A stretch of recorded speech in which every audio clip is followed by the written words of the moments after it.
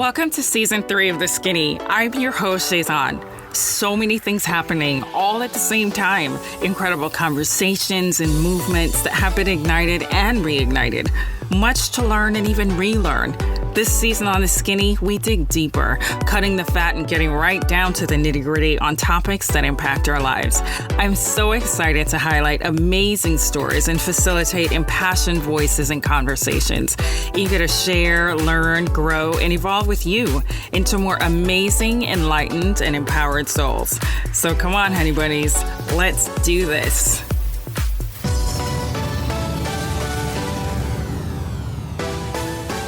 Hi, honey bunnies. Welcome to another episode of The Skinny with Chazon. I hope you had an amazing week.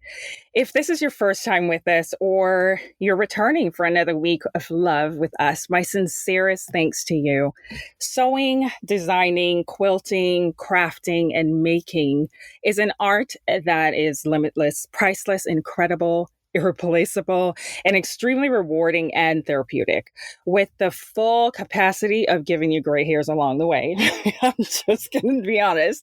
And there has most certainly been a sewing surge over the past years. And by the way, did you see what I did in the title, the sewing surge? And for those who are not sewing, that's referencing the sewing machine and the surging machine at the same time. Thank you very much. I speak from personal experience when I say that it is a medium and outlet that can bring such incredible joy. And with me on the show today is a remarkable woman, mother, wife, complete boss babe, entrepreneur, game changer, wave maker, and an individual that has personally impacted this industry in a way that will go down as a part of her legacy. She's wonderful, colorful, bright, vibrant, loving, supportive, and driven, and definitely a soul sister you want in your life. It's none other than Monica, creator of That's So Monica. So welcome, Monica. Thank you so much for being here. Oh my God, that was, oh my goodness, a fabulous introduction. I'm sitting here like, who is she talking about? You, that is you. Oh my God, thank you so much. That was beautiful. Oh, you're welcome. Sometimes you don't realize how much you've accomplished. Oh my God, I'm so humble. Thank you. You're welcome. How are you? How are you doing? Oh, I'm doing fabulous, Sejan. I'm doing very fabulous. How are you? Good. I would say that I'm doing pretty good with everything that we have going on. Thank God I can't honestly complain. I won't complain. Yeah. I just will focus on being grateful. So yeah, I'm good. Yes, that's what we need to focus on truly, because there is a lot going on. And I think I just say fabulous just to get by, you know? So yeah, which we need to. I mean, it can be overwhelming and definitely consuming at times, and that's just the reality. But on those moments when we're conscious enough to get our heads in the right space, focusing on the positive, I'm sure is the medicine that we all need. But let's get started at the beginning of your sewing journey. When did your personal relationship and love for sewing begin, and who introduced you to sewing? Wow. Well, thank you for that question. And I will say that it actually began when I was a child. And I'm going to say this even though I wasn't sewing at a young age. I actually started sewing a few years ago. It's about 7 years ago. But my mom, grandmother, aunts, uncles, they all sewed. My father's family, himself, he actually would use a needle and thread, and I would watch when I was a child. Both my parents coming from Ghana, West Africa, in vocational school or in school, one of the things that you had to learn was sewing. That was one of the traits that when you went to boarding school, everyone had to learn. Mm-hmm. So my mom would sew when we were living in the United States. She would sew just as a therapy and then just for fun for family members. So she kind of introduced me to sewing. I would sit there and draw little sketches while she would sew, and I would see her making beautiful gowns and bridal gowns for my relatives. And she would make my Halloween costumes and, different types of things, my school uniforms. We never would buy them. She would purchase the fabric, and we always had our custom school skirts or hem the skirts for my other my other friend. So she passed away from brain cancer.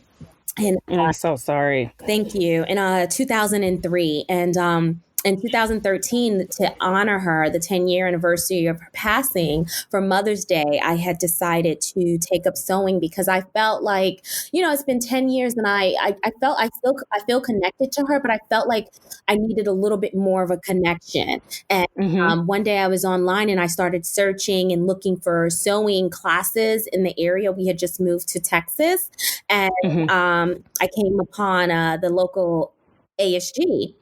And that's kind of how I got started. But I've always would do fashion shows, sketch, and I still have my sketches from way back when I was young. Oh my God, that's so awesome. I've always enjoyed fashion and, living in New York. So that's kind of how it was in my blood, I would say, and Okay. going back home, I remember looking at all the fabric my mom would have, things that she would make, things that my family would make. So that's how I got introduced. So it was more to kind of just get closer to her again and to also be able to sew fabulous things that I knew I couldn't get at the store sometimes. Uh-huh.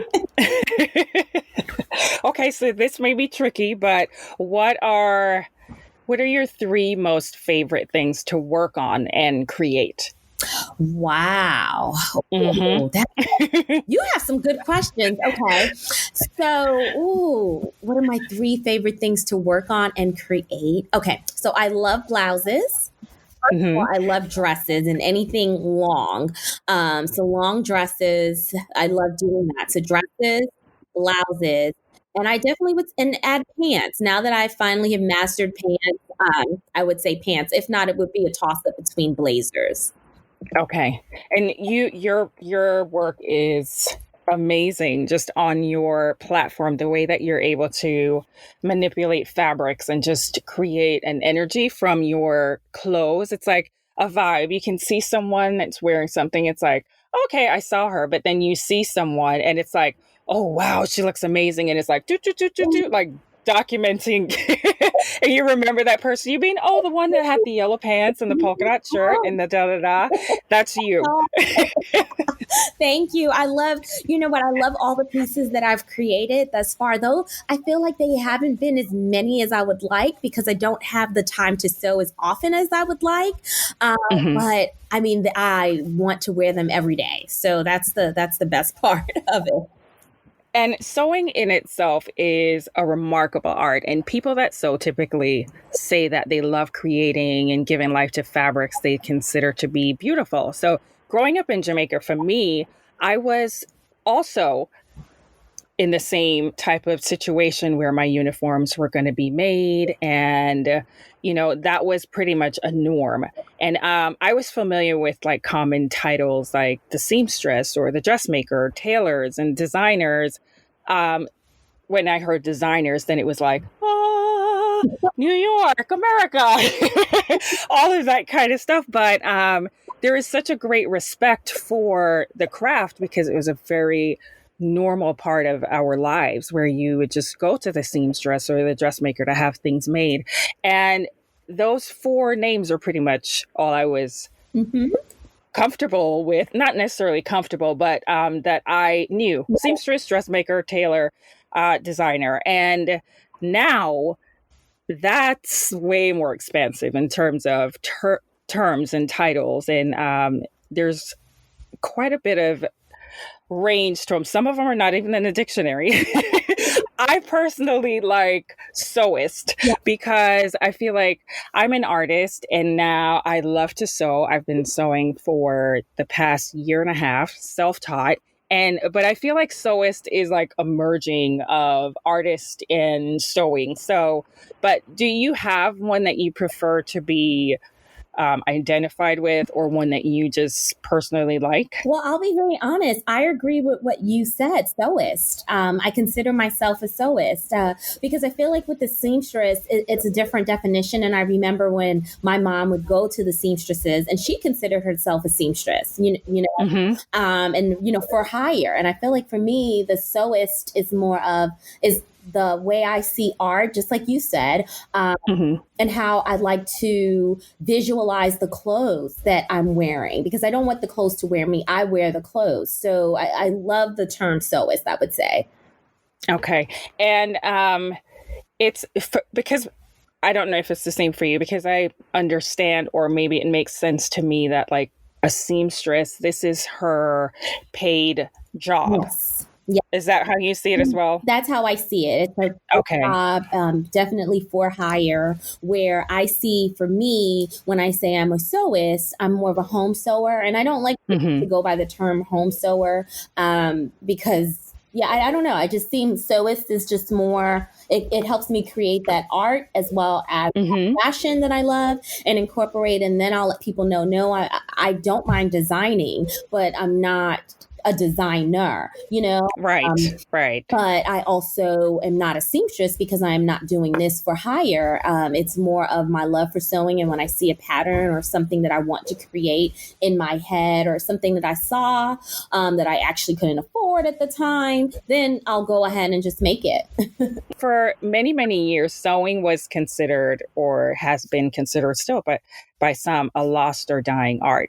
And classes that I remember taking in school, like you were mentioning about, sewing just being a regular part of the curriculum, like home economics, that has been removed from the required list of classes. And many of the basic skills like hemming, sewing, putting on a button, or repairing a tear on like personal clothes is like completely nullified. And the ramifications of that modification to the schedules is that over time, it became really evident that research actually shows that many young people were just throwing their clothes in the garbage, literally. And that was because their clothes had been in need of those minor repairs. And it's just since then, with them not knowing how to do them, they considered it garbage. And so they just tossed it out. And that, of course, snowballed.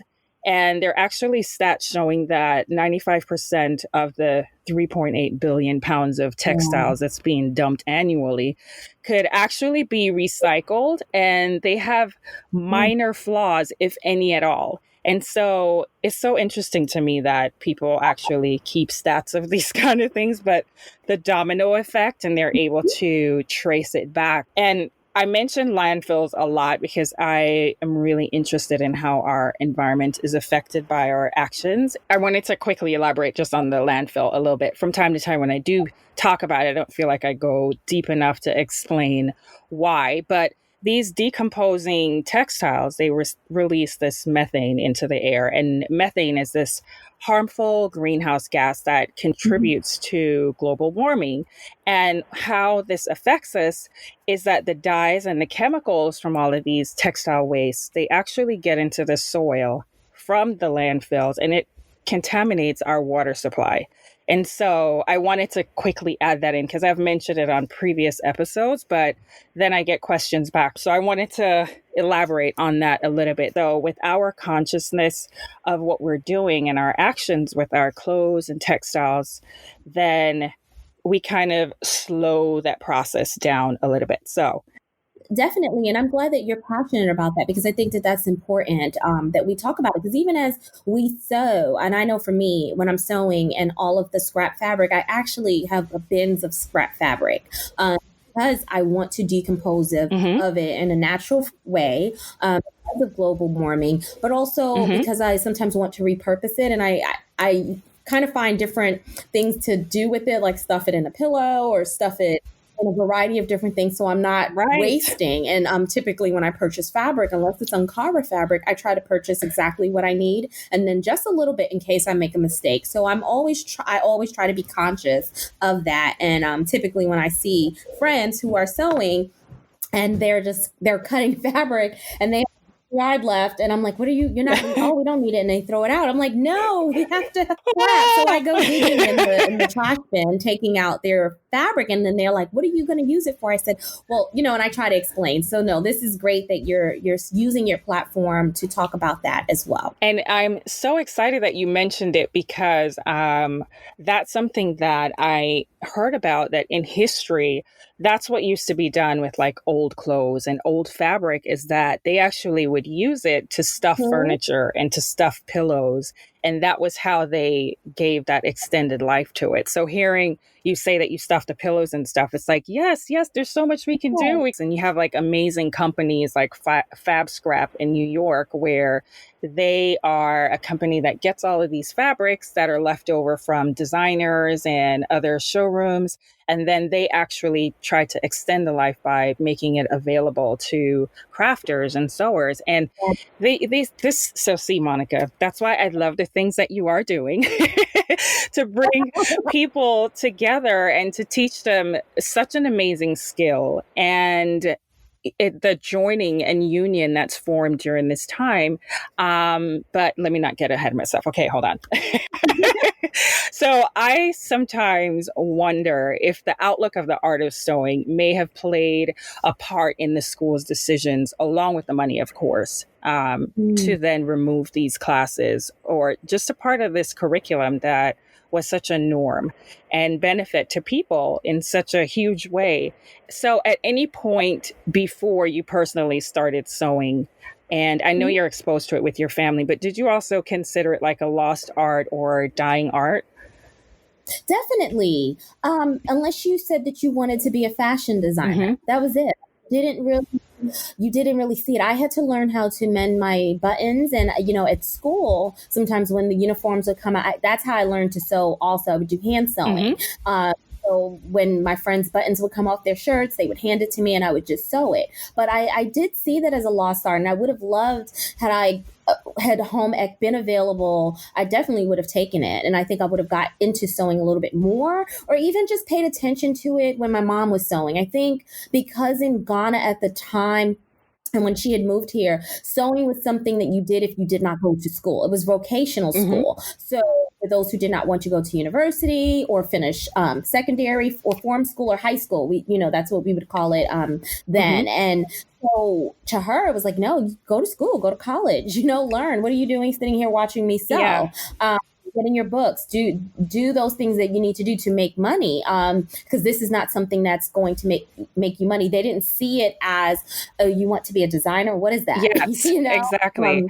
I could totally relate to that, because I also remembered that I wanted to become a fashion designer, and I loved sewing, and I loved all of the crafting and just the creative side of things in Jamaica. And there was a seamstress that lived across the street from us, and she had actually moved from Canada, and I was so fascinated with the things that she would make, and I could just like sit and watch her.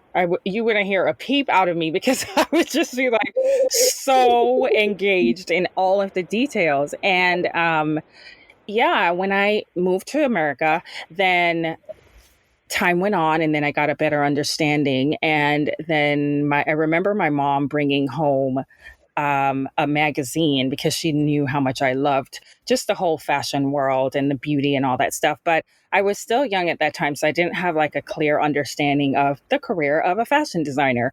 And so I had my little sketchbooks as well, which I wish I had a way to find those little sketches that I did, because sometimes I'll see things now and I laugh, because I'm like, oh my God, that looks like what I had in my sketchbook. But that's like some ancient time looking pants that I had drawn.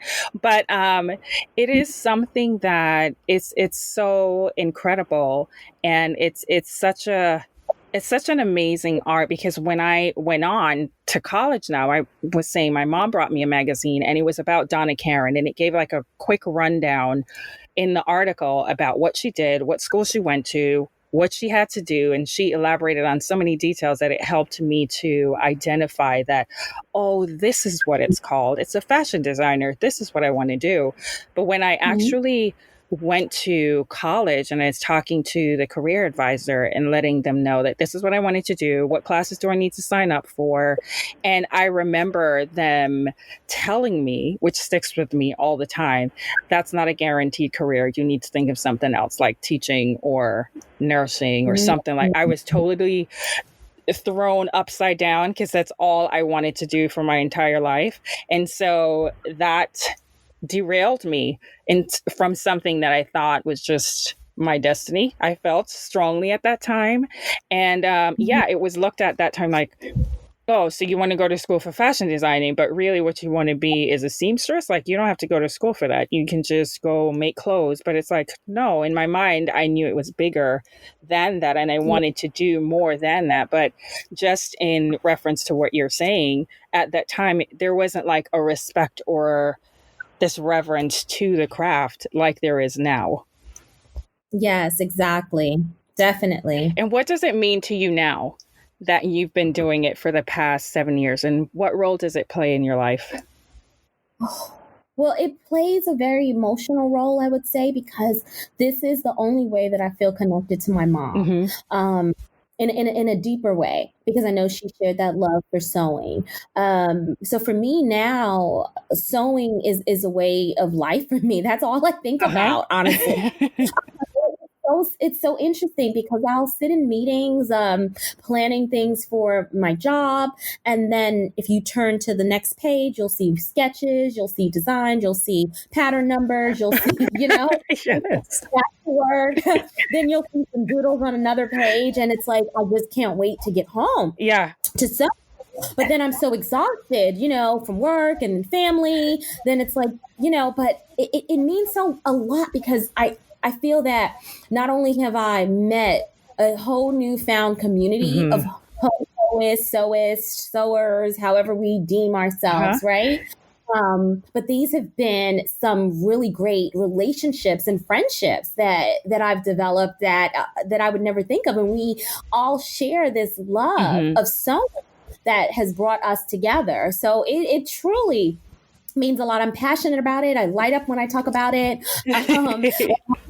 I try my best now, and that's my biggest thing, especially for the past year and a half, was to make things that I want to wear every day so that I could wear. Because before, like I told you, I was doing dresses and, really nice, pretty outfits. But it's like I work in events and marketing. There are times when I have to wear those things. But then there are moments when, with COVID and everything, you're not working. There are not events as much.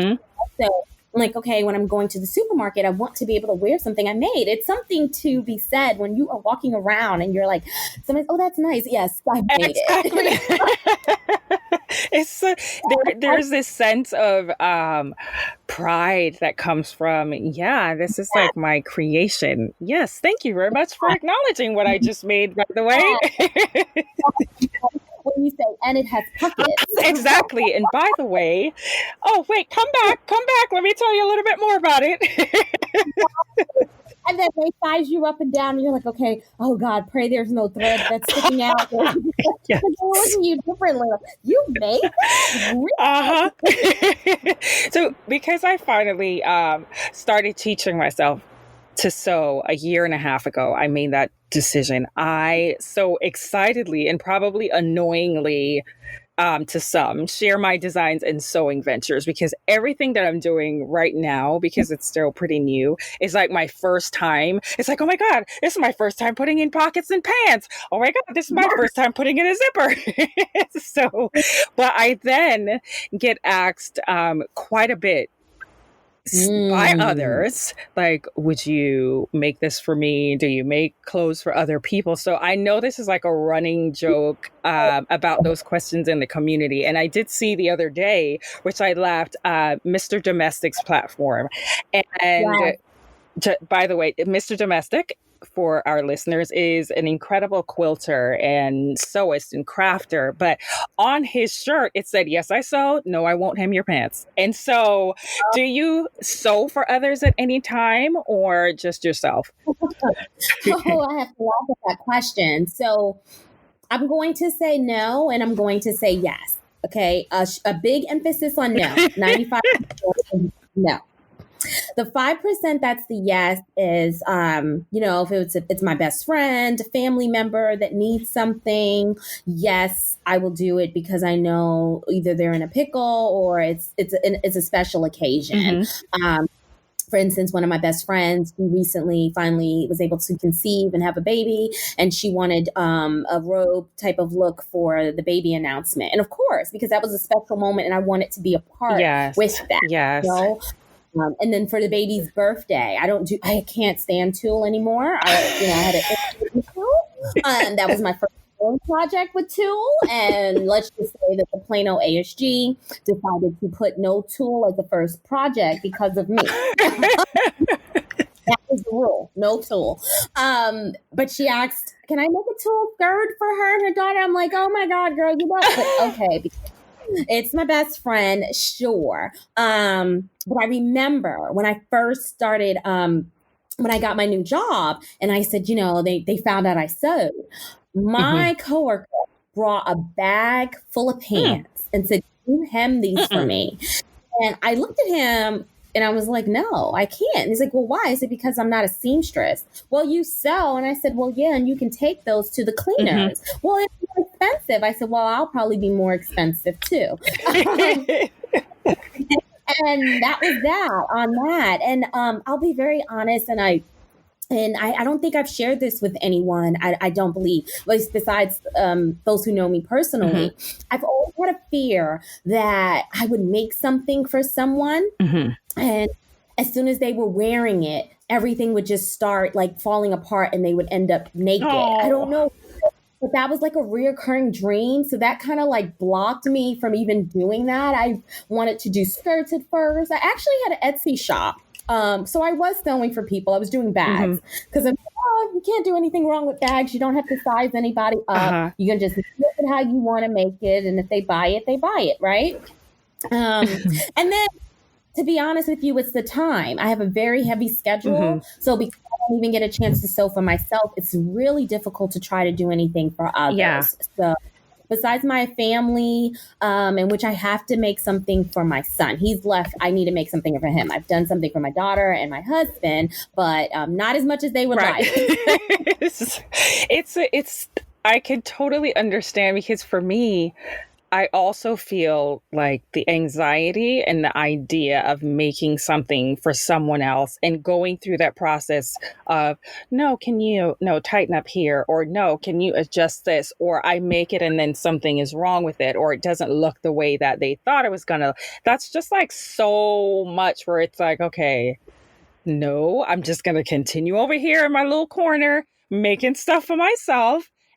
Because there is anxiety that comes with that. I have complete admiration for seamstress that this is their day in and day out. It's amazing that they're able to do that.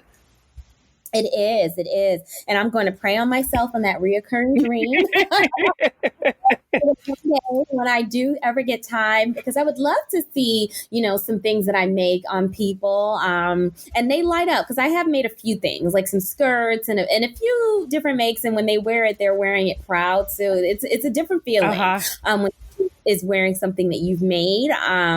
But again, it does come down to time. And I think sometimes, and I'll say this too, is that with them not understanding or knowing what it takes to make a garment, to make it fit well, look well, and all of that stuff, sometimes it's like a little insulting. Speaking of Matt from Mr. Domestic, I remember posting something on my page where it was a meme of Nene. He and I share the love of Nene from Wise of Atlanta. I posted, it was a picture of her various faces, and it was something like, would you make this for me? And it was like, okay. And it was like, girl, you sew, right? And I'm like, would you make this for me? And then her facial expression changes. Then it's like, oh, I can just give you $25, right? And then her face looked like, what? And then it's like, well, you want to pay more? Really more? Yes, that's right. It's like they don't know how much the time goes into it, the love, all of that stuff. It's not easy. I'm a slow sewer. That's one thing too. I don't whip up things fast, and I like to take my time to enjoy the process of the garments that I Yes. make. So it's not beneficial for me to sew anything for people at this time. Yeah, it's really hard to put a price on it and the other person realize that, okay, whatever this price is worth it, because there is so much detail and so much time that goes into creating this, in the way that you're going to love it and in the way that's also satisfying for you as the creator of it. So yeah, that whole $25 for something is like, no, no. Yeah, especially if you send me a link to a site and the dress is $50 and you're asking me to make it, you're not even going to get the fabric that you want for that price, especially if you want quality fabric. So I send them back the link and said, hey, do you want to purchase this? I'd rather pay you I'll pay for it, the headache it's going to cause. And the one thing I don't like is when people find out you sew and it's like, well, I'm going to get you to make me. You're not going to get that part. When they say that part, that's when I kind of give them that look like, oh, I'm so sorry. That's what they say. And I'm like, Yeah, here is the rude awakening side eye. Take it and run, please. Run quickly. So over the past years, there most certainly has been an amazing surge in the sewing community, which is such a beautiful thing to witness. So all ages and people, many people on a whole are also driven to the art of sewing because of its interconnection with conscious fashion and its more sustainable alternative.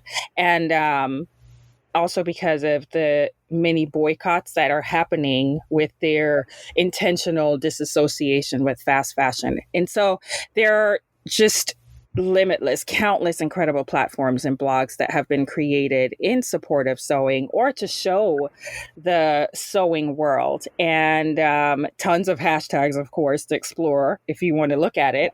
At like BMM September was amazing. Sew Yourself Sustainable, National Sewing Month, and on and on. But you, Miss Monica, have also created a couple of incredible free sewing programs and platforms that have brought many sewers together. And they continuously inspire, motivate, and unite a diverse group of women with different sewing levels in your Dallas community and on Instagram on a monthly basis. And it's the Project Sew, which you started back in 2015, and also Sew Your View, which started back in 2017. So please tell me about them, and also what was the catalyst to you starting these programs? Oh, okay. So I'll start with Project Sew. The Project Sew. So okay, so I'm an event planner also. I've been doing events for years. I have a variety of different things that I've done over my career span, but now I'm actively a creative marketing strategist with focus in events and branding. And with that, one of the places that I worked at the city of Dallas, they found out, of course, that I sew. And one of the things, is doing events and bringing events to the community. We had to do some more free programming during the times that some of our buildings were not necessarily being utilized. And one of the ways to incorporate the community a little bit more. So they said, Monica, would you and your sewing group, the local ASG, be interested in doing sewing here, where we can, do some free classes or offer it where you guys just get together and open sew. And I'm like, okay, yeah, you guys want that? I'm like, yeah, you can run it. So I'm still working. I get to sit and sew. And I was like, I decided to call it Project Sew, and I contacted my former teacher from the ASG when I took the 6-week class with them. And I said, hey, I have this free space. It's a beautiful building. It's a very safe area in Dallas, and we could come and sew. And what dates are you available? And let's start doing some smaller projects, just in person, open sew, free type sewing. And that's where the concept had started. So have them come in and we would sit and we would sew. And then it was a variety of different women. I advertised it on our social media for the Dallas Parks website, as well as, in Dallas. And slowly but surely, we started to gain, momentum. Sometimes we would have, 10 women, 5, sometimes it would be 2, sometimes it would be 20, but it slowly grew. And then when I promoted up to a different position, I couldn't commit to doing the Mondays once a month because I had to work, and I'm in a whole new position. And at first I would take my days off to do that, but it was just really difficult. But I had more access to more buildings, more recreation centers, actually, and decided to open it up to the whole entire park system, but do it on Saturdays.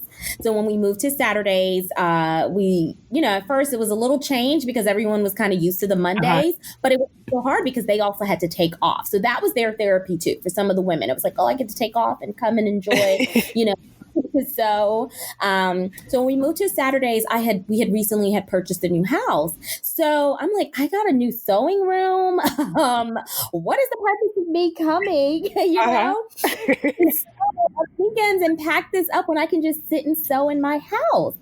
And I thought about it and said, Monica, the reason why is because that's why you formed it, because you want to sew with other people. You love community. You love bringing people together. And this is that way to connect. So I remember it was maybe 1 or 2 months where it was just myself and another person because we had changed locations. So 2 of us there. And I was like, oh my God, should I continue to do this? And it was like, you know what, even if it's one person that comes out of their house to come and sew, that's someone that's being exposed to sewing, because sometimes we will have new sewers. And one day I was like, okay, we're going to keep it going. And then that day, and I think I just started the Instagram page, I believe, and just, started just putting stuff out there, and people were like, oh my God, we're coming, we're going to come. And it just blew up from there. But it was something that we've been doing for 5 years. It wasn't an overnight thing. Again, it was something that was steady, and then we slowly continued to build upon our community. And I will tell you, those are the most wonderful ladies. I call them my soul sisters, my friends. We have our own chats, we communicate, and then from there, I could see that other women and other groups wanted to have Project Sew in their cities, or sewing groups similar. Again, I didn't see this as a business or anything, because I'm like, this is something free. I don't make money from it, because it was part of my job. If you want to have a sewing group, feel free, form it. I'm not the owner, of sewing groups. There's been so many. This was just the platform that I was able to utilize through my job. But then, I branched off into Atlanta, and we tried that, and that was great. And then we were about to do a DC one, but because of COVID, we had to cancel that particular event. But I realized that there was a need for that community. And through that, I saw when we get together and we all have our machines, we're talking about it, we're talking about our different makes, everyone lights up. And since COVID has happened, we've been meeting on Zoom, but it's not the same. And, recently, actually, a couple of us actually got together yesterday to go fabric shopping. So it's just wonderful to just connect and see your soul sister. And we love shopping and talking. So we would sew and then go on these fun trips, because the fabric district was not far from where we would meet. A 12-passenger van, I'll put everybody in and I'll drive them to the fabric district. And then, for those who couldn't fit, would drive their cars. But yeah, that's how that happened. And then with Sew Your View, I love doing different types of sew-alongs. I couldn't participate as much as I would like, but I wanted something to transition from projects so that would keep me consistent in sewing. So I started that with another sewist at the time, and it was kind of like, hey, 2 or 3 people would do the pattern, and then every month we would just kind of talk about it. And that started to grow, and I was like, wow, I wasn't even thinking about anything. I was like, if you guys want to, because this is helping me stay accountable to sew. Because it came a time I would go to Project Sew, and I love to talk, because you see I'm talking right now. Me too. Oh my God, it's okay. I would pack up. My husband says, well, what did you bring back? What did you make? And I'm like, nothing. What do you mean nothing? You packed up all of this stuff and you didn't make, because I was talking. So the Sew Your View needed to keep me accountable because I had to make something to show. Because if I'm going to post it and I'm the host, I have to at least, make so that's kind of how that started. And again, there's been other sew-alongs that I've participated in, but this was one it was kind of like a small group of us that were kind of getting together, and it's like, hey, just to keep us accountable. And that's kind of how Sew Your View started, and I decided to create its own page just separate from that Sew Monica, so that it could stand alone and have its own host every month, because again, I'm really busy. I can't host. I know where my strengths are, and I have, but it's been great to see the overwhelming response of us when we see a pattern. Oh my gosh. And how we all interpret that pattern to our style and how we work and manipulate fabric and how we discuss it. So I am so excited for Sew Your View and where it's going in the future, because we will, and I like to speak things into existence. We will have Sew Your View patterns. And that's soon to come. We will be doing things with Sew Your View where we continue to foster community, bridge those gaps, and bring people together. It's one diverse community. So you'll have sewists from all different ranges, from age to demographic, different demographics, to location as well. So I love it. And I'm trying my best now to start for next year incorporating more gender neutral patterns, that we can be more inclusive of the men that sew as well. Yes. Yeah. And so you said that you had to, how the effects of the pandemic is that you went virtual. And so do you feel that this is something that is maintaining its momentum during the pandemic, that it'll be able to maintain that same life after? I'll say this, I think we all had to pivot during COVID, and I will say during the pandemic, and once it started, and then with the death of Mr. Floyd, and then everything, racial, social injustices going on in our country. And then I've experienced a couple of deaths this year due to COVID, and just everything. There was so much weight. It was like a heaviness. And I'll be very honest that I had to take a break. And I had to take a break, and that meant that there was nobody to run any of the platforms that I had. So Project Sew kind of just was there. I did not feel like seeing or meeting with anyone. Sew Your View took a break because we all just was like, oh my God, should we be sewing? Are we happy to sew? Is this like we're back to life when all of this stuff is going on around us? But then realizing that after I had formed Black Makers Matter, I had sat and I realized that, what, sewing has always been my outlet. It made me connect to my mom. It also makes me connect this therapy and just feeling good for myself. Why would I want to stop that? But I will say that once we started picking up, and even with Project Sew, we recently met together. We all met at the fabric store because it recently opened. There was a real bad tornado here in Dallas that demolished our entire fabric district. Out of 6 stores, only one was standing. No, 2 were standing. And then one of those decided to close earlier this year. No reason, no effects to the tornado. They just decided to close. So after almost a year, a few of them decided to open up. And we are now down to 3. 3 that are open out of the 6. So we took a big hit. So when I opened, it was like, you know what, let's go and support. Let's go do some sewing. And it was, I'll tell you, when each of us kept coming in to the store and we were screaming, everyone's looking at us like, what is wrong with you guys? Oh my God, hey girl, hey sis, hey. We were just, it was a feeling. We didn't even care about COVID at that moment. We all had our mask on. We all knew, most of us had been tested. We all knew who we'd been around because I made sure of that before we kind of got together so that we could, but we were hugging each other, holding each other from afar for those who wanted to get close. And we went out to lunch, and that connection that we have was still there. So I would say that I think once COVID is over, if it is, because right now we do have to shift our mindset with this pandemic. We're going to continue to do the Zoom social calls, the Zoom time, the group texting, but we do hope to meet in person. Unfortunately, with the city of Dallas, our recreation centers are not open on the weekends, and those are the days that we would do it. So now I'm trying to look for a place that, of course, we don't pay, that could accommodate a large space, maybe a gym, but that we could all be socially distanced, as well as meet the room requirements. Right. Yeah. So I am totally cracking because I don't even know when you have time to do.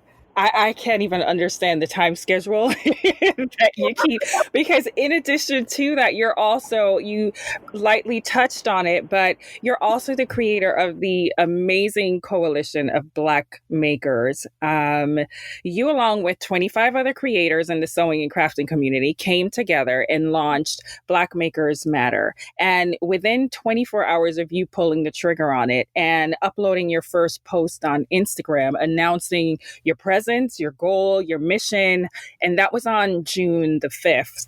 You guys had 10,000 followers, and it's been growing, and it's been growing rapidly. And this was over the summertime, during the very dark time that we've all have been trying to survive through.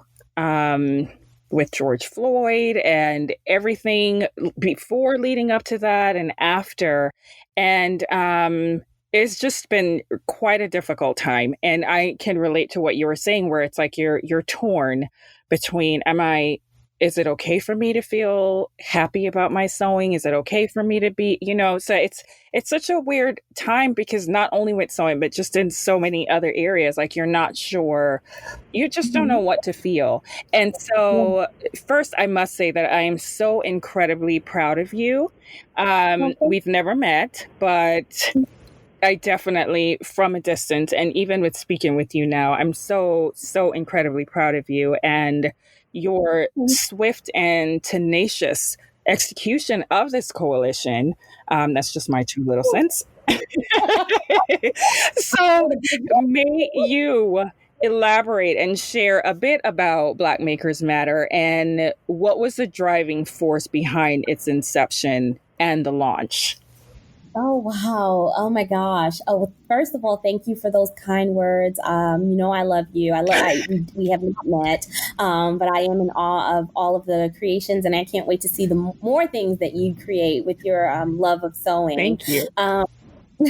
So with Black Makers Matter, I think around that time, after the killing of Mr. Floyd, a couple of makers, myself included, as well as a lot of people, had voiced our concerns with the fact that the brands that we were supporting did not make a stance on Black Lives Matter, or just even saying anything in regards to the creators and those who we have brand partnerships with, ambassadorships with. So we just wanted to make sure, like, wait, we've noticed for a long time, the lack of diversity in the crafters and makers industry. We all see it. We've noticed it. Some of us say things about it. Some of us haven't. I mean, there are groups that are specifically formed, like Black Girls Craft, Black Girls Sew, a variety of different groups that have been formed way before Black Makers Matter. But at the same time, it was like it was this deafening silence, and we were just like, "Wait a second, what's going on?" So I remember I just slid into those DMs of some fabulous sewist makers that I followed, some that I've met in person and have personal relationships with, and just simply said, I believe in organizing, mobilizing. It was something to those extent, and I would love to see if we could do something as a collective together. And honestly, I'll be very honest, and I've been very honest to this point and transparent. I really thought this was something that was going to be a weekend thing, that we set up that Zoom call that Wednesday, and it was like, okay, had another meeting on Thursday. I didn't quite sleep, and then we launched, and then it was like, okay, we got this going, and I'm like, wait a second, I didn't know we signed up, and many people, many of them too, some of the members also didn't know, like, oh my God, I didn't sign up for this. I didn't know I was joining an organization. I was like, well, I didn't know we were creating one. But it was needed. And if our growth, even though I believe in organic growth, in terms of social media, and because I don't look at numbers at all, I'm into organic. I believe in, if you have 10 people, you cultivate those 10 relationships. If you have 10,000, it doesn't matter. I don't like numbers. But seeing the rapid growth, right? I was like, well, this is something that's needed. There are other groups and organizations that have been developed, that have been here. They also have a strong following, and I call support. I don't say followers. I said, these are the supporters. Right. These are champions for change. And, we wanted to envision a landscape that lovingly, and I'll say that word lovingly, reflected us, our voices, and the diversity within the community. It was something that was needed. Yes. And, we wanted to not only supply, be a source of education, resources, healing. So those are some of the things. I kind of said this in a few interviews that I've done about Black Makers Matter, is that we were a plane that was already in air that was building itself. So as we're building, the luggage is on. Some of the luggage may need to drop off. The wheels are up, then they're down. The wing is on, it's not, and we all learning each other, working styles, but we know one thing. What our mission is to unite and bring about and implement cultural transformation within the sewing and crafting industry. And I'll say this today, on this day, that I see it. I see it happening. We may not necessarily get the credit because we're not here for that, Right. and I don't think, well, this has been done because of Black Makers Matter. No, we know that there needed to be a change. And I think a lot of the companies we've met with, and a lot of other brands that we plan to meet with, have and see that, as well as other makers and creators, and being more intentional with how they go about incorporating diversity, inclusion. I think for us, we see it, and I see the climate shifting. And as I tell people, things don't happen overnight. Change doesn't happen overnight. Not at all. It's going to take time, but even if it's with every little tiny step, that's something. And I know that it was through our assistance and through our push in a climate that already had some change makers in it. We really truly helped to bring about change. And I'm so happy to be a part of this coalition and the great things that we are doing and what we plan on doing. It is a lot. I am doing a lot. I've always been, and I'll just say this, I've always been someone that's been civically engaged. I've been very involved since I was young, in student council. I was student government vice president and president in my college and university, part of a sorority. So I've always been in organizations that gave back to the community. And my mom always had a giving heart and spirit. And that was one thing that, because I wasn't sewing, I realized I was connecting through her, through these actions of bringing community together. Yeah. She was always a hub. Family would come to her. She was that hub. And I realized that was one thing that she passed on to me. So it's weird that I'm like, if I'm not even sewing, I'm still connecting through her by bringing people together. Yeah. And that's always been me. I don't make money off of any of this stuff. This is just me wanting to see more people sew, more people come together. Yeah. And it was one of the, because I remember over the summer too, that I noticed that. And I'm like, wait a minute. This is something that was screaming very loudly to me, the lack of acknowledgement. And it's just like one of the unfortunate realities in such a beautiful community, that this huge industry, there was just silence. It was like a complete blackout during an outcry within a community. And it was heartbreaking. I remember I was upset about it. And I'm like, wait a minute, I spent a lot of time in these places and a lot of funds come floating, I don't know how, out of my card, out of my wallet, all of this. So when I noticed this, I felt infuriated. And then I saw that, okay, wait, there are others in the creator community that's noticing this as well. And, it was just, it really, really was heartbreaking to see that there was no acknowledgement Mhm.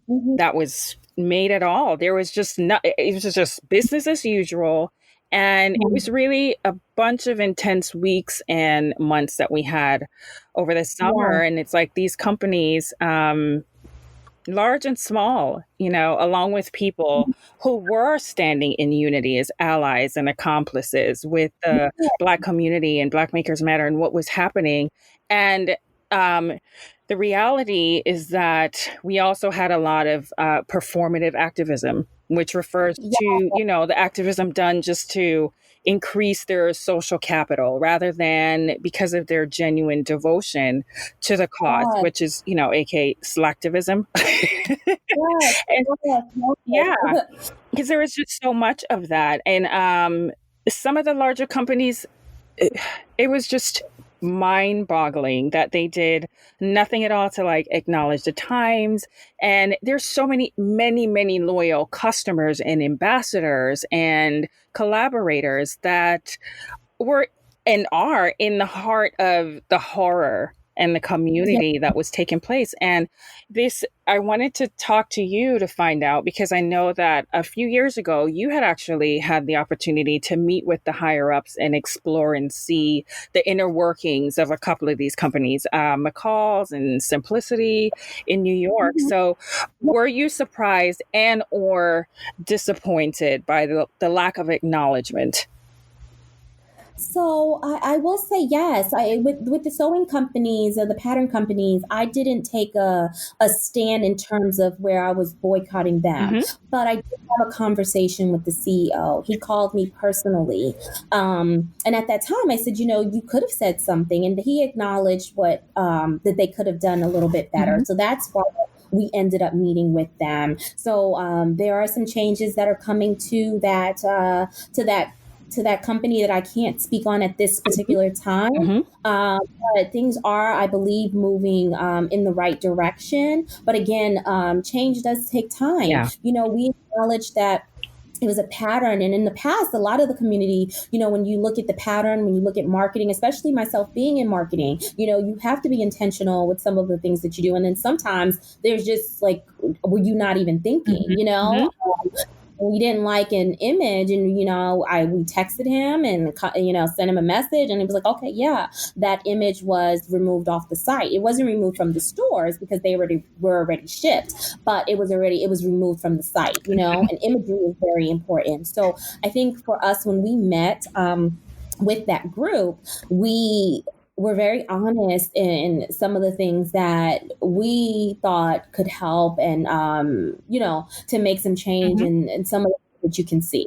Even when we met with other larger crafting communities or groups, Hmm. organizations, one of the things they said, honestly, we don't market to a diverse group because in their minds it's one particular group of women or crafters that are crafting, Hmm. and but that's not true. No.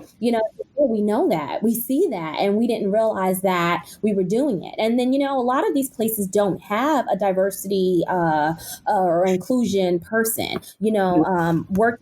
I've worked in higher ed, and I've done diversity training and inclusion. That was part of the job that I would do with events as well, bringing in diverse events, but also trying to retain students of color at the schools that I worked at. And one of the things, was to do the training. And, when you talk to these companies, it's like they don't have the infrastructure for that. Hmm. They don't, there's a need. It's like, we're crafting, everything is, Hunky dory. is white surface, pink bows, and call it a day, Yeah. So for them to take the stance themselves and say, wow, we could do better. Why is it that when we have conferences, there isn't a diverse slate? Why is it that when we have ambassadors or influencers, I hate that term, but that's the term that some of them Hmm. use, right? Why are they only going to a certain demographic? Why can't other people be involved? Right. Does it really have to be based on numbers? So for us, and I'll say this, we want to change that landscape, not for us personally who are part of Black Makers Matter. Hmm. We're not like, yeah, we're meeting with you and you need to give us something. No, not at all. Either how can we help you if you want that help? Yeah. If you want to make that change, what are some ways that we can do that? Here are some contact lists. So those are the things that I'm looking forward to next year, because we have a nice group of list of makers. We advertise on our Mondays. We do our Makers Mondays. On Thursdays, we do Throwback Thursdays. Coming up very soon will be our Shop Small Saturday, as well as the different techniques and incorporating different makers. And then our continuous town hall meetings and working with the different sewing companies, sewing machine companies, well as some of the other brands, because they find it and they want to do the work, and we want to work with companies that want us to assist them in any way, shape, or form. Yeah. And what do you feel like with moving forward? You've had the opportunity to go in and have these conversations. So what can we or should we be doing as creators and makers as we move forward to navigate our ways with these companies? Is it something that we should be also communicating with them about and letting them know that this is something we would be interested in seeing? Or do you feel like those aren't doors that are open to receive or listen or willing to make a change? Like, how do we as creators become actively a part of the change that we're desiring? Definitely. I think it's important that everyone, because we all have a voice, you know, and you have a voice and it's something that you're passionate about and you see something, definitely speak up and say it, because the more voices, and it's not just coming from a particular set group, when they see it from other people, they may listen. I think we will start to see, and we have started to see. I do see the performative activism. I do see it from both sides, right? Yeah.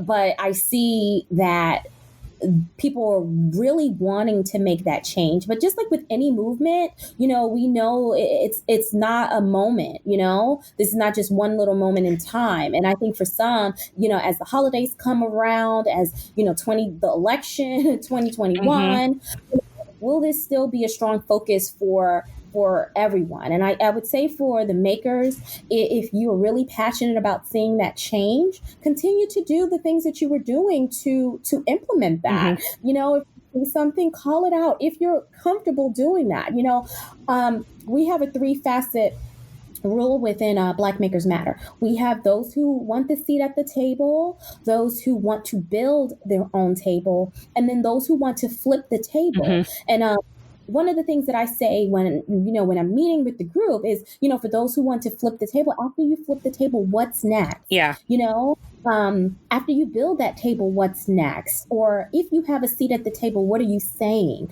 You know, so those are the things that for me is where, knowing that everyone can leave, you know, they may say, well, this is not for me. This is what's going to be on my shoulders, you know?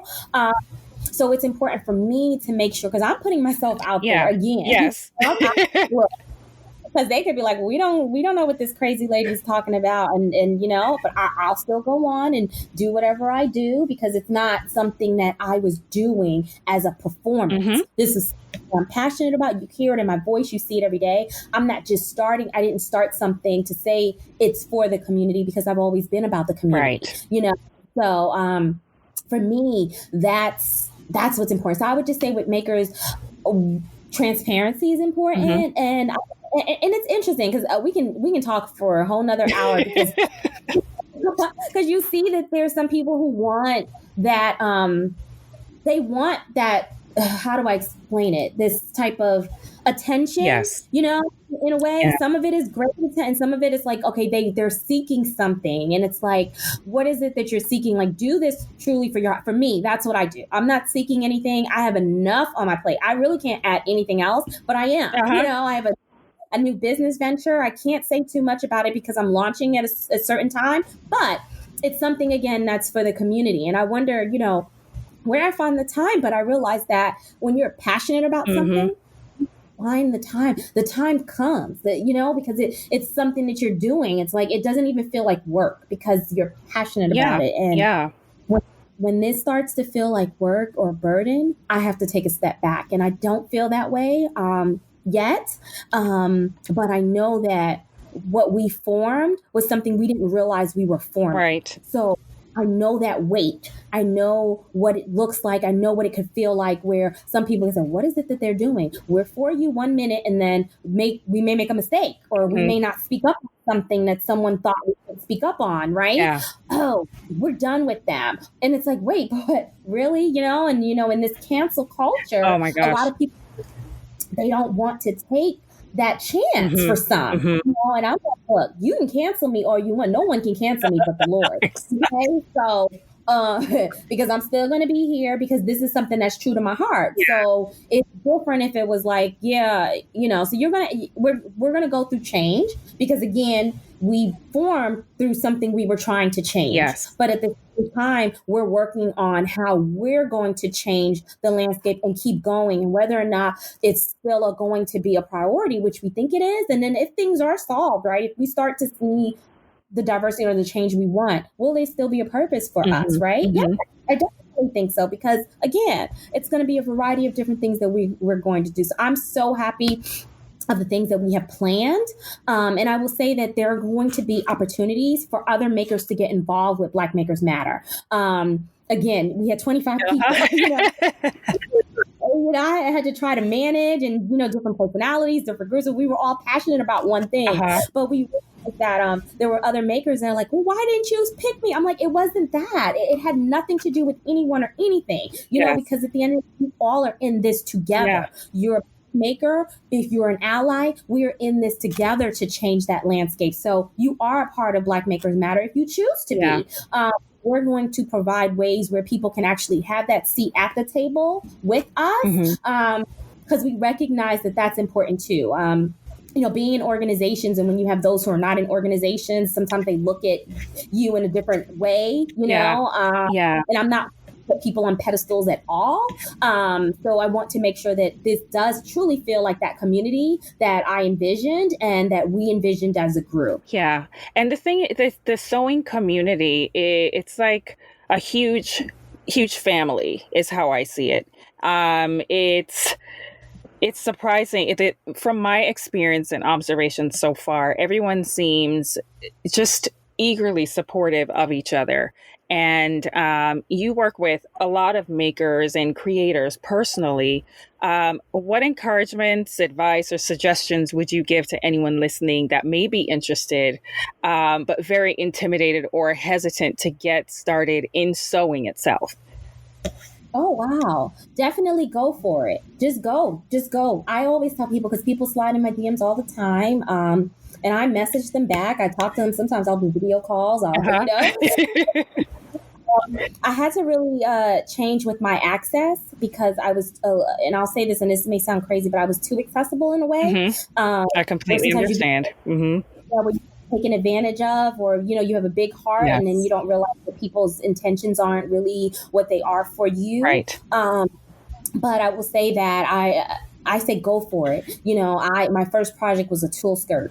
We learned how to sew on a straight line with paper, and then from there, change the needle. I had literally took the machine out the box, sewed a little pouch bag, and I was like, okay, I'm ready to sew my tulle skirt. And little baby in the corner, but I didn't give up. So don't give up. Don't get intimidated by here. I've been sewing now 7 years, right? But again, I've had some experience with sewing from my mom, my family, right? The sky's the limit. So don't limit yourself. I was looking at patterns just today as I was cleaning up, and I was like, oh my God, Monica, why did you buy this pattern? It's like so easy. Like, why are you you're not even going to sew this? You need to give this to someone who'll probably sew this. You're more advanced a little bit. I still consider myself an advanced beginner. That's what I'll say. That's like me. I jumped straight into the deep end with my sewing machine, threads and everything. And it's like, listen, I'm going to learn how to sew. I'm going to learn how to do this. So let's just start here. And it was like, Yeah, so I'm an advanced beginner. Go ahead. I like that. And we're such a supportive community, truly, truly is. So, find your niche, find your pockets of the people that you gel with, that you see, and there are going to be some you may hit up and they may not respond. It's okay. It's not a problem. It's not the end of the world, but, definitely you hit me up. I'll definitely respond back as much as I can. I Mhm. will. I try to at least 95 to 98% of the time. Yeah. That has always been me, and I will never not respond to someone. But I will say, just go for it. And I'm loving the fact that a lot of people picked up sewing again because of the pandemic and wanting to make masks to support their communities. My with the city of Dallas, they again, I had to come back and work and do sewing. Hmm. Monica, can you do some masks? And I'm like, oh, okay, sure, not a problem. We sold over 5,000 masks for the community in Dallas, and it was so impactful. I didn't have a problem with doing that. Right. There Right. was no hesitation, even though I was tired every night coming home and did not want to see another sewing machine needle or anything. It was just something to know that you gave back. So starting to see that resurgence of new sewers, people who are interested, who want to now. I think this is a great time, and I feel I have a thing in my heart, like we're probably gonna start seeing home ec come back again. Like, I would think that that would be a fantastic part of the curriculum to incorporate again. Unfortunately, it's like in so many of the schools, the arts just started, yeah, being removed from the curriculum. And it's like, okay, well, we don't have funding for art teachers, or we don't have funding for home economics teachers and stuff. But hopefully, especially since the pandemic, where so many people, the outpouring and flooding of people that had to jump on board and start making masks or shift, like you're saying, so many people had to pivot and shift, and some people had to do it because just to survive in their companies. I really am hoping that it is something that is embraced on a larger mm-hmm. scale in companies and in corporations that have the capacity to make it more widespread and available. I think what they're doing in Dallas, what you guys are doing in making this a free space that people can come and learn, Yeah. is great, because this can be a business for so many people. I mean, there's so many things that you can do within the sewing community other than just sewing for others. I wanted to highlight some of the amazing people in the community. There's like Mimi G. She has school, and just the other day she launched her fabric line. It's melanated fabrics, and there's Tabitha Sower, there's you, Monica, there's Mr. Domestic. It's just like he's also a very strong voice in the community, advocate, ally, accomplice, and amazing crafter and quilter. Then you have like Laura from the Skirt Boss, and she's working on her pattern company. Sherry, Mm-hmm. which she has her fabric box, and she's with My Daily Threads. And then you have Marcy from Una Baluna is the name of her, which is so cute. Una Baluna is the name of her blog, and she also has a program with NBCU that's called Refashion, like Recolon Fashion, where she does things on there. So it's such an amazing craft and medium, but there's so much that can come from it, in addition to it being therapeutic, because sewing is my therapy. And there is a lot. So people who are listening, if you're thinking about sewing, definitely give it a go, give it a try. And if it's something that you love, but you feel like this is a craft that you just can't get down, or you don't feel that you can perfect it or do it well enough to make it a business, there are other areas that you definitely can consider to be involved in it. So what are some of the suggestions that you have for people or creators that are currently going through a creative block, or Mm-hmm. just not feeling inspired at the time, because we do have a lot on our plate that's happening? I would say start small. I get inspired by looking and surfing the internet and seeing the wonderful makes that everyone is making, and that inspires me to keep going because I'm like, oh, if they can go, I can also do it. Hmm. Um, but I also realize starting small and maybe doing smaller projects like a little coin purse or, a little tank top that I can get some instant gratification from, or even if it's just a duster for me, um, doing something like that, a quick project gets me going. And then all of a sudden I'm like, oh my God, my sojo has come back. That's what I'm trying to call it, because we all lose it at some Yeah. time and different points. And I know I lost it for months, and I just couldn't do anything else. Or even if it's just sewing like a mask for someone, and that's something that makes you, as soon as you put that machine and you hit your foot on that pedal, Yes. it's something that just like, oh my gosh, why did I leave this? What was wrong with me, right? Yeah, it definitely has, because I know I have dealt with that through the pandemic as well. All right, so with all of the 120, 11, 13, 59 million projects that you have running at the same time, what does Monica have in her studio on the sewing table right now that is just for you? What's just Girl. for you? Okay, so I love the fall. The fall is one of my favorite seasons, being on the East Coast, seeing the leaves Uh-huh. change, all that stuff. Here in Texas, the leaves they change in the day and then that's it. And it's not vibrant.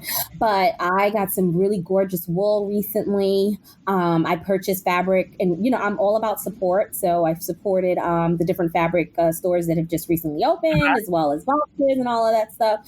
So I'm waiting for that fabric to come in. But I have all of these layered looks and very polished looks, headed back into the office. I'm in a new position again. Yay, congratulations. Thank you so much. And with that, I don't have to wear, my black slacks and top anymore. I can, fancy it up now. Yay. And so I want to make my dream work wardrobe.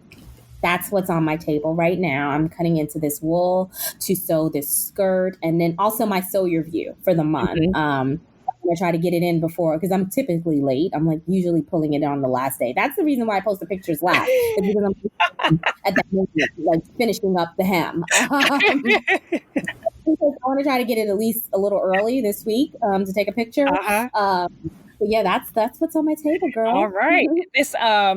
This may be a hard choice, but this is one of the last questions that I have. Well, the last question that I will extend to you. What are two of the most proud or memorable makes that you've made, and what's significant about it to you? Wow. Okay. Ooh. Oh, now I gotta scroll. Okay, so I'll say the first. Oh my gosh. Okay, so the first one. Oh, okay, I will say is is when I made an outfit for the 4th of July, for the Sewn magazine. And I had to make something for the 4th of July look. And it was a really beautiful skirt with the red and white blouse, and it replicated the flag, the American flag. Okay. The significance for me now is I reposted that picture recently, and I reposted it in black and white.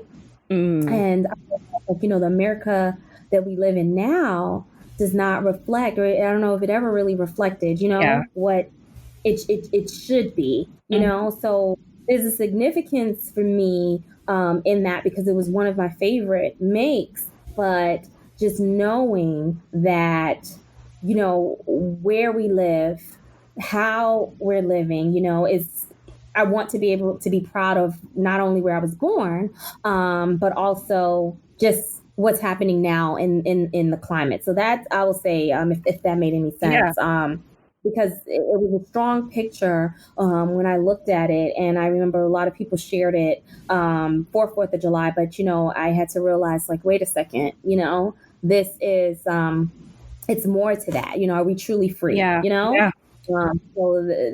It's a weird way that it depicts it in my mind. And I will say the other one was it's a black and white outfit that I recently made. Okay, wait. Let me see if with you saying black and white, I immediately drew a picture that I remember seeing of you. Tell me if I'm right or wrong. And so it is a black and white suit. It was like Yes, pants and jacket, and one side's white and one side's black. Is that it? yes, yes, that is it. And I made that in April, and for me, it stands true now because like just us coming together as a community as a whole. So I will say, because when I put that on, I'll tell you, it was something about, I felt power, and it was just, it was different from when I put on some of my other mates. Yeah. It's like, wow, Monica, not only did you do a great job, I loved it. It was just, this is my power moment. This was me, Yeah. Yeah. And it's one of the beautiful things that I will say about being able to design or create or make is that it is such an amazing opportunity and outlet for our outpouring of our voices and our hearts, and the impact that it can have, even though there's no words that are coming out of the imagery, but it speaks loudly and it creates emotion and it can impact in such an amazing way. And that's why I love it so much and why I have so much respect for it. And I just am like on cloud nine when I see all of the different creators at the different stages and seeing the things that are bringing them joy, because it exudes through the imagery that they, of course, if they're posting it, they find to be the best one to reflect in the way that they want it to.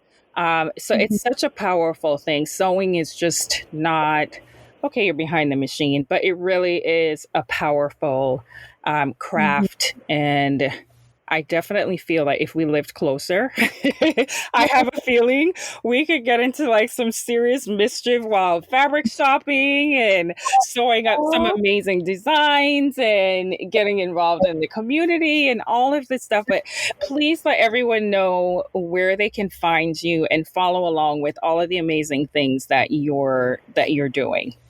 Yeah, so everyone can find me on social media at That's So Monica. I'm working on my blog. It's up, and I work on as much as I can. Try to find time to do that. I'm trying to figure out a way to transcribe my blog, so I don't have to put down and type.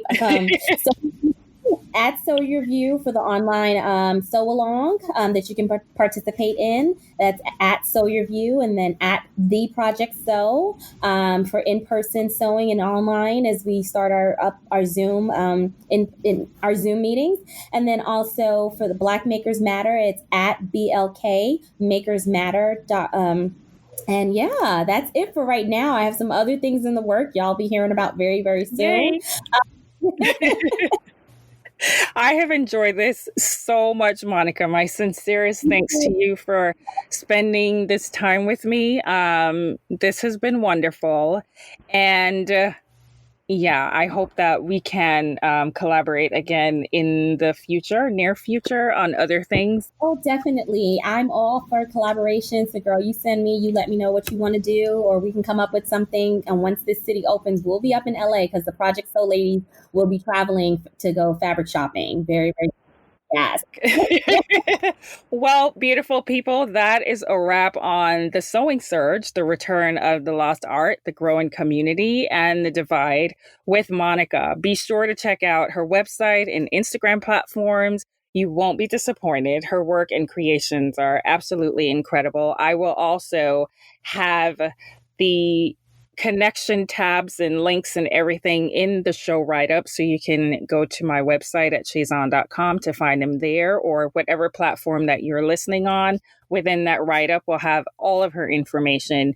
You definitely want to go along for that journey. If you've enjoyed this episode, please subscribe, review, and share The Skinny with others. Let us know your thoughts, takeaways, and give your feedback on moments that stood out to you. It's truly important to us as we continue to evolve and grow this amazing community. If there are topics and guests that you'd like to hear on the show, please don't hesitate to drop us a line. You can always find us at our main portal, chazon.com. That's SHAY, Z as in zebra, O, N as in Nancy.com.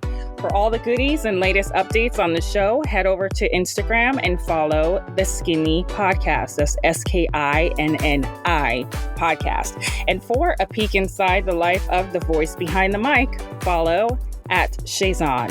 Again, that's SHAY, Z as in zebra, ON. You've been listening to This Skinny with me, Shazon. Thank you so much for sharing your time and light with me in this space where you are heard, seen, valued, and loved.